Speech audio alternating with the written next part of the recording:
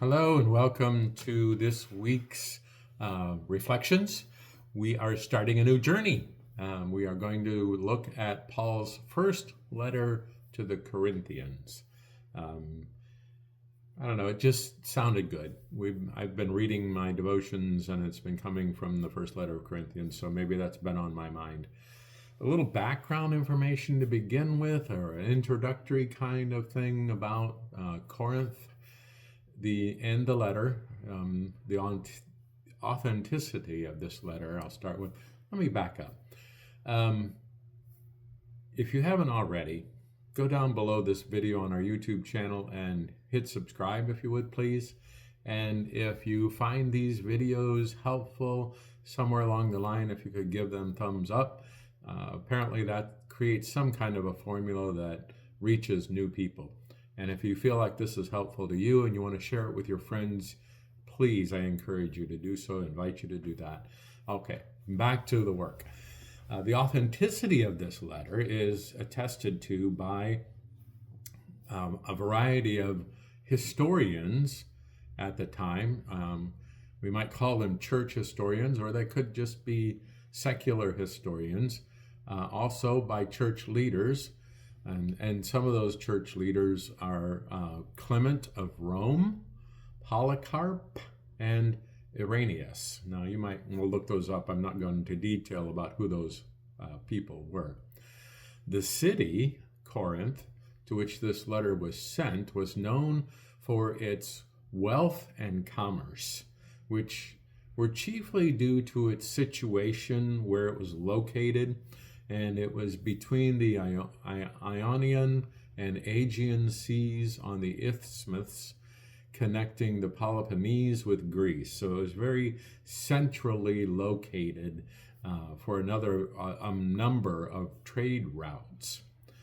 In the Apostle Paul's time, as he was starting churches around that area, it was the capital of the province of Achaia and the seat of a Roman proconsul, which we might consider that person like a governor in our times. The state of morals, or morality, if you will, the city of Corinth was notorious for its debauchery. Even in decadent heathen circles, it was notorious. So much so that to Corinthianize was a proverbial phrase for meaning to be shameless, which helps us in part understand the temptations that the church in Corinth faced, especially in their growing toward purity of being Christ followers, of being the Christian church and the representative of Christ in the city of Corinth that had a lot of morality issues.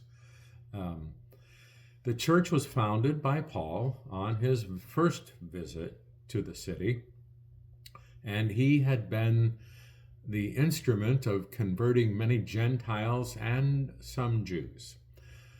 Paul always had a habit of going to the synagogues first and presenting the gospel of Jesus Christ to them first, and then to the Gentiles. The conversion of the Jews was not as easy, even though Paul was a Pharisee. Sometimes it got kind of violent, and the converts who did follow Paul's teaching and become the church, the Christian church in Corinth, chiefly came from what they might have called the common classes, or we might say the common people, the working class, however you want to phrase that. Some were, however, men of rank and status. Contact with the surrounding corruptions of the city and the temptation and the longings for Greek philosophy and Greek rhetoric, which Apollos, as a teacher, he had that kind of eloquent style. He tended to foster that kind of longing for Greek philosophy and Greek rhetoric in his style of preaching, not necessarily in the content of his preaching, but he spoke so eloquently that it attracted some from that style, and it also maybe overshadowed some of Paul's simple preaching of Christ crucified, as Paul will say it in the letter. So the opposition of certain teachers to Paul naturally caused Paul some anxiety, and he responds to that in this letter. Emissaries from a group called the Judaizers, those were a group that taught that Gentiles must become Jews first before they can become Christians. A lot of those Judaizers came from Palestine, and they boasted about carrying letters of commendation from Jerusalem, the metropolis of the Judeo-Christian faith, if you will. They did not, it is true, insist on circumcision in this kind of a refined Corinthian city where the attempt would have been hopeless. So they didn't actually try to get people to become circumcised, although they did try to get them to convert by becoming Jewish and following those Jewish laws first, and then becoming Christians, which was kind of ironic, I don't know, anticlimactic, just wrong in many ways. The Judaizers did try to push the simpler people of Galatia into being circumcised and following the law. The Judaizers did attack the apostolic authority of Paul, and also of Cephas, whom we call Peter. He was the chief among the apostles. If you remember, Jesus said he would build his church upon Peter. Others boasting that they belonged to Christ himself, and other secondary Christian teachings. So we'll see some of that in the letter, and it'll make more sense as we get to it. So these Judaizers challenged Paul for not being one of the 12 original apostles and not being an eyewitness to the gospel facts. He was not one of the original followers of Christ.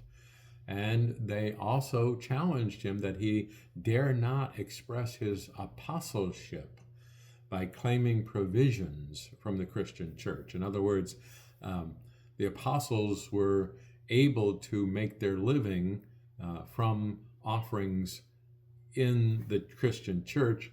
The Judaizers challenged Paul that he's not one of them. So he's taking advantage of people. And that's why in some letters, Paul will say, I did my own work while I preached.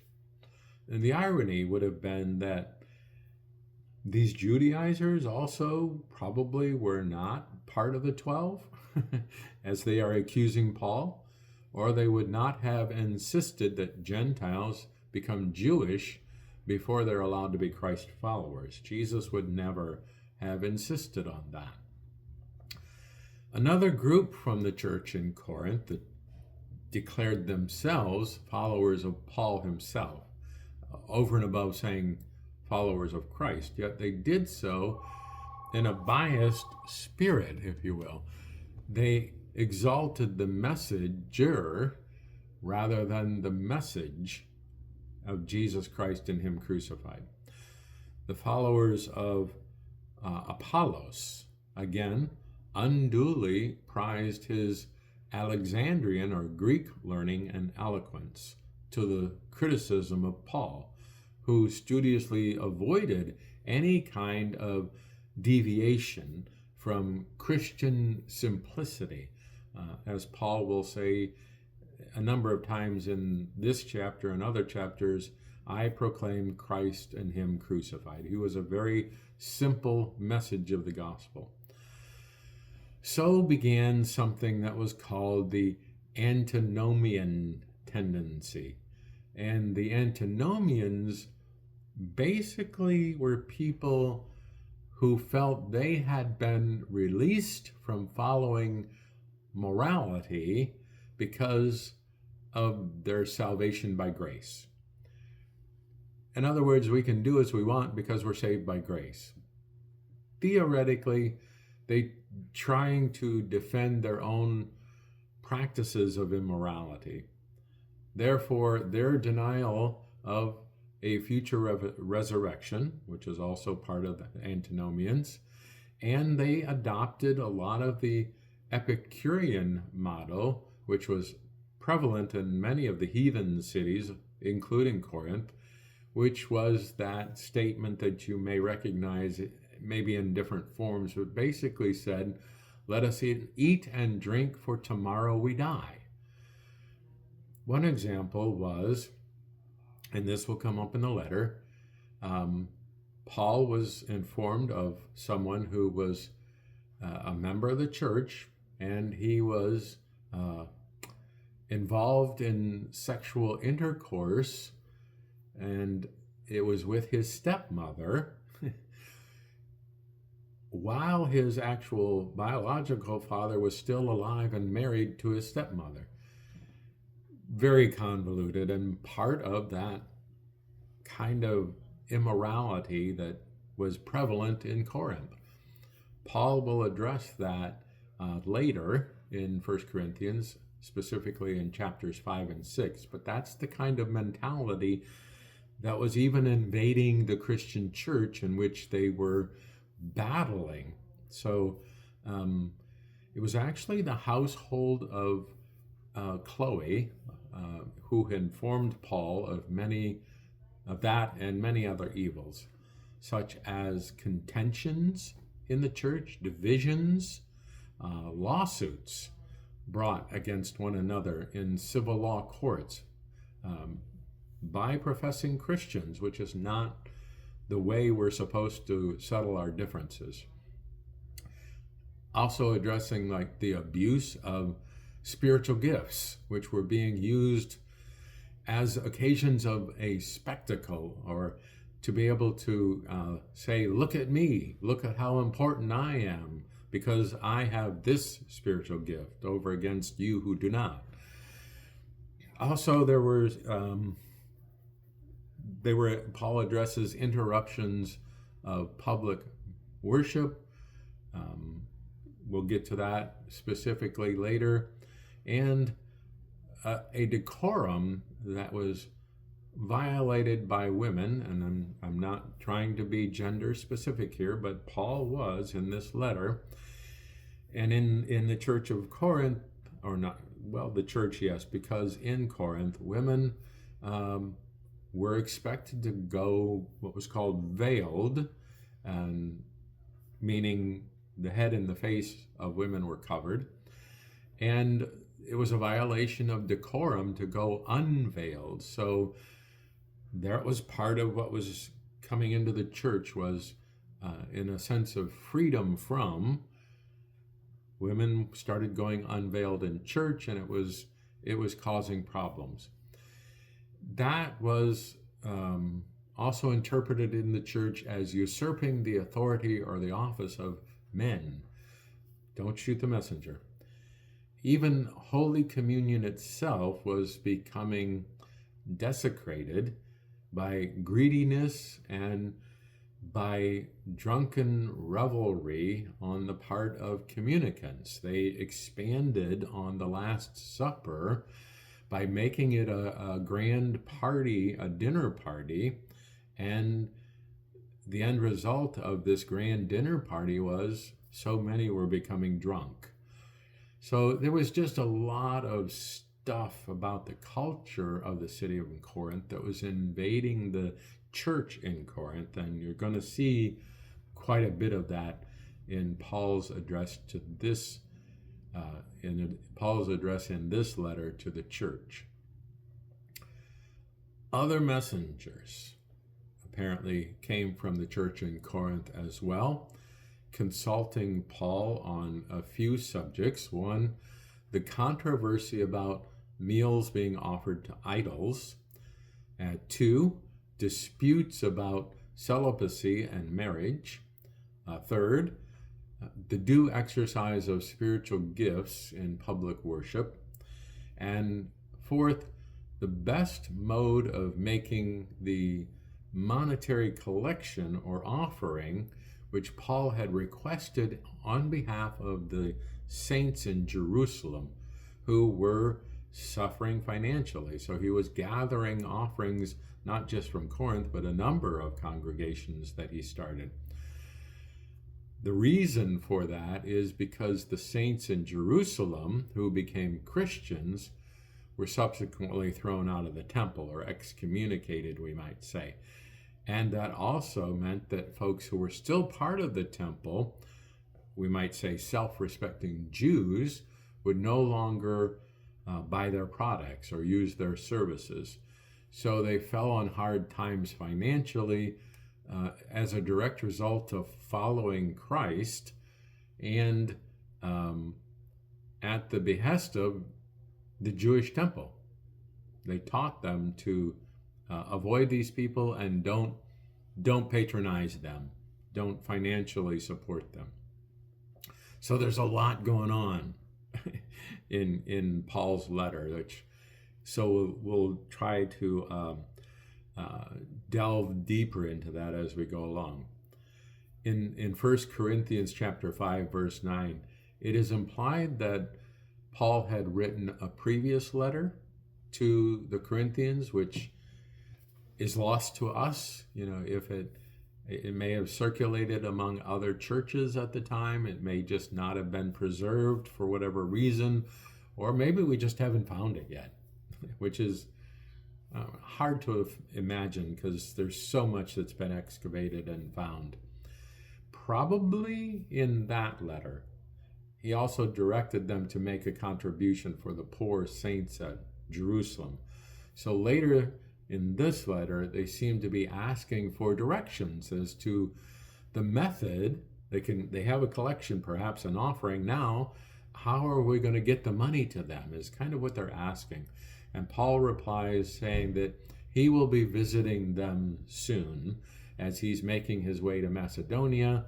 And again, he will visit them on his return from Macedonia, and that he has received an unfavorable report from Chloe's household about the things that are happening in the church, where the church is adapting to the culture rather than adapting and following Christ specifically. So there's a lot going on. In the second letter to the church in Corinth, and there are 2 that we're aware of, Paul seems to imply that he had twice visited them. Since Paul had spent 3 years in the city of Ephesus, he could easily have visited his Corinthian converts by sea, as there was constant sea travel between the 2 cities. So the book appears fragmentary. It seems to omit other leading incidences in Paul's life. For example, his visits to Arabia, Syria, Cilicia, and Paul also wrote about these things in his letter to the Galatians. So we need to, let me emphasize that when we read these letters, there's a lot that can be contained in individual letters specifically to that congregation of that city. There are other things that are broadly interpreted for all congregations, but we need to learn the difference, because Paul does not write the same thing to every church. And that's where some of the confusion about where he says in this letter that women are to remain silent in church. In other letters, he talks about women who are teachers and leaders of that congregation. So we can't just take one little snippet out of one letter and say, this is what Paul thought entirely. It doesn't work that way. This letter is accepted to have been written by Paul while Paul was in Ephesus. Time-wise, we know that Paul wanted to leave Ephesus to travel to Jerusalem in time for Pentecost, and that we believe was in AD 57.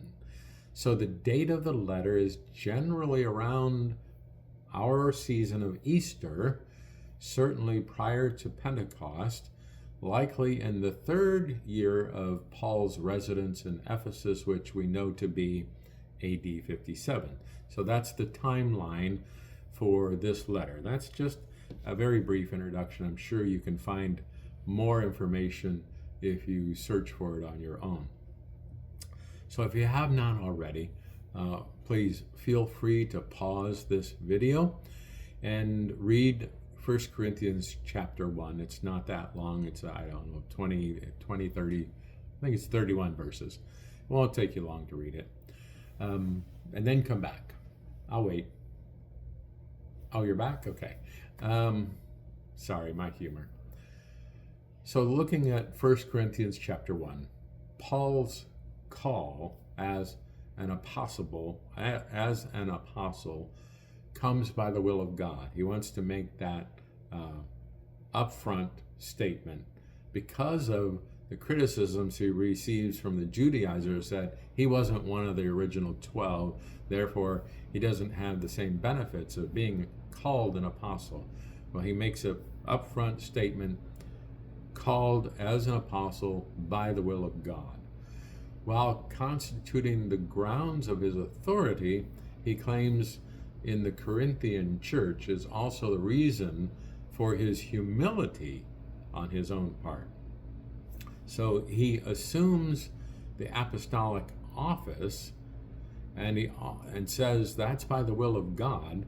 In other words, he was called, and if you're involved in a Lutheran church, you may recognize that term as pastor.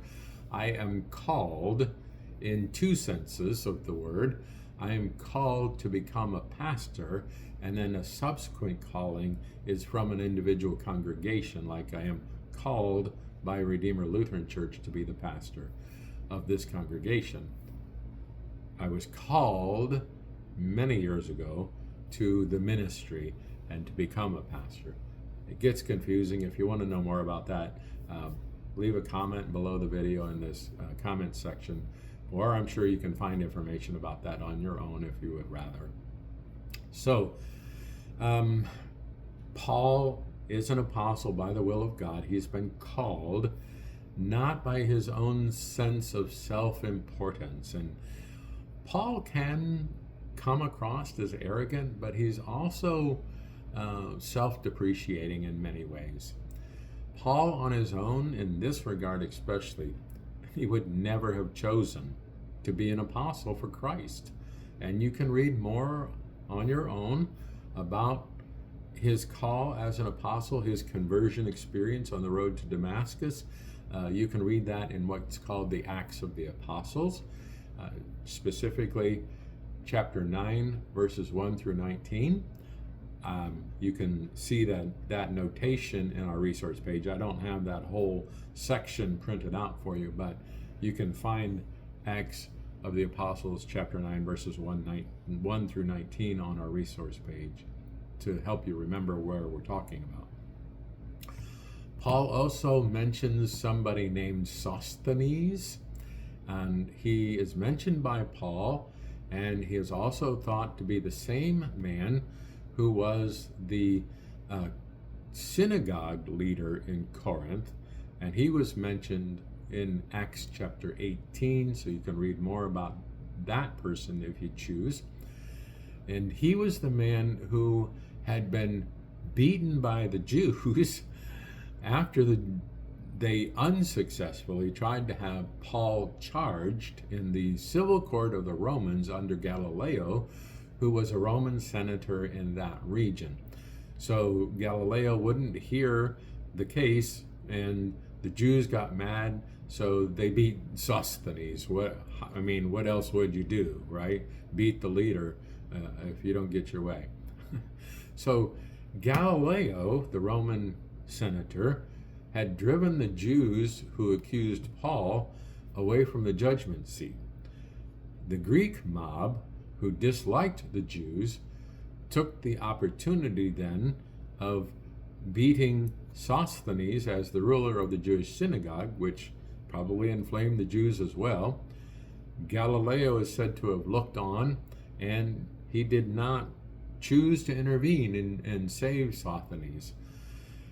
And it would have been characteristic of Paul, after Sosthenes was beaten, to show sympathy even for an adversary who was in distress, which apparently then resulted in a conversion experience. Sosthenes became a Christ follower. Now, Paul associates himself with Sosthenes in the opening words of this letter, especially, and in a modest way, Sosthenes would have been inferior in some regards in the new Corinthian church. He was the leader of the synagogue, so he had skills, but in reference and comparison to Paul, he would have been an inferior.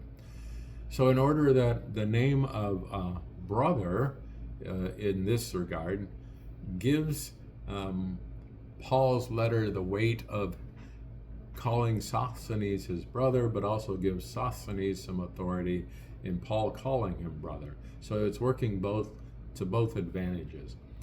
And it also may show to any of Paul's detractors that he does support the leaders of the Corinthian church. So also someone named Crispus, who was the previous chief ruler of the Corinthian synagogue, in addition to Sosthenes, he also had been converted, and you can read about that in Acts chapter 18, specifically in this case verse 8. See that on the resource page. Saul was a persecutor of the church. He becomes the man we know of as Paul, the apostle. Sosthenes, the leader of the persecution against Paul the apostle, these are just two examples of divine grace that side by side would appeal with this kind of sense of double power to the church in Corinth. Again, being affected by the culture in which they do ministry and worship as Christians, they are affected by the culture, just like any of our churches are. So they do recognize power and authority in the way the Corinthians do, the Greeks do. So Paul uses that in this sentence to show that they can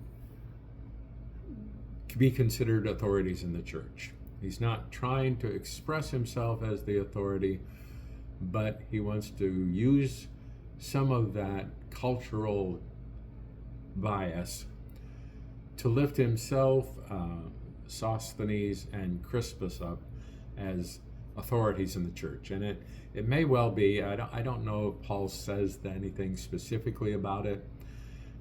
I'm not going back to, Acts to look it up, but Sosthenes and Crispus probably were leaders in the Corinthian Christian church because they had been leaders in the synagogue in Corinth. They may have been considered what we would call deacons, and deacons had authority in the churches that Paul established. So hopefully that all becomes a lot more clear as we go along. And I want to stop there. I know we haven't gotten far. We've just talked about the first verse of chapter 1, in addition to some introductory notes. But please, if you have questions or comments, leave them in the comments section below this video on our YouTube channel. I'll receive a notification that you've mentioned something, and I really encourage you. When it's an in-person Bible study, I encourage folks to ask questions, and how often people will say, "Oh, I have a dumb question," and I contradict them and say there are no dumb questions. There's just questions that never get asked. So please, if you have a question, ask it. You don't know how many other people may have the same question until you put it in the comment section below and I make a response. So please, I encourage you to comment below. And if you want to, again, share this video if you find it helpful, give us a thumbs up. If you haven't already, subscribe to this channel. And if you're in the Sun City Center area on Sunday mornings at 10 a.m., please join us for worship live and in person. If you can't be with us in person, join us live on this YouTube channel as we live stream, or watch it later as a recording.